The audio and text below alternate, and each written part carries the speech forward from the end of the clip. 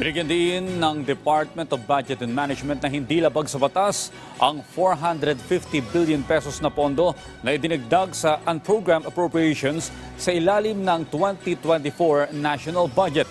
Si Bernard Ferrer sa sentro ng Balita Live.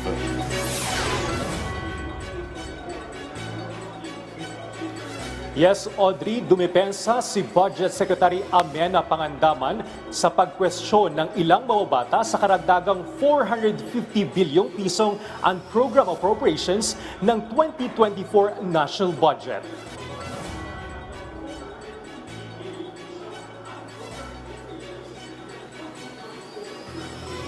Sa naganap na kapihan sa Manila Bay, sinabi ni Pangandaman na hindi unconstitutional o labag sa batas ang karagdagang 450 bilyong piso dahil hindi pa ito kasama sa national budget. Ayon kay Pangandaman, para magamit ang nasabing halaga ay kailangan pang hintayin kung magkakaroon ng karagdagang kita o revenues ang gobyerno. Hindi po siya unconstitutional. Why? Kasi nga po, hindi po siya kasama doon sa talagang budget na may mangyayari lang po siya pag may mga certain triggers na mangyari. Oo. Pero, Yan po yung understanding yes. namin.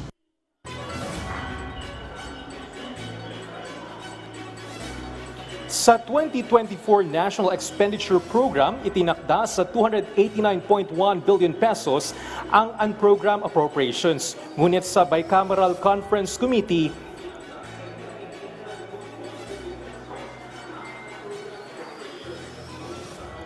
We welcome it. At least, at the end of the day, we'll be able to, di ba po, alalaman natin kung ano ba talaga, di ba? Because from our end, we think it's constitutional. But sa kanila po, it's a, ano po, differences maybe in opinion and interpretation.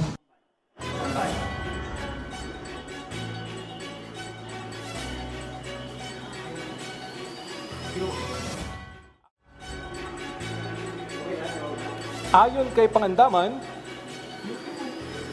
kung pagbabatayan ang 2023 national budget ay malaki ang binaba ng unprogrammed appropriations mula sa 850 billion pesos.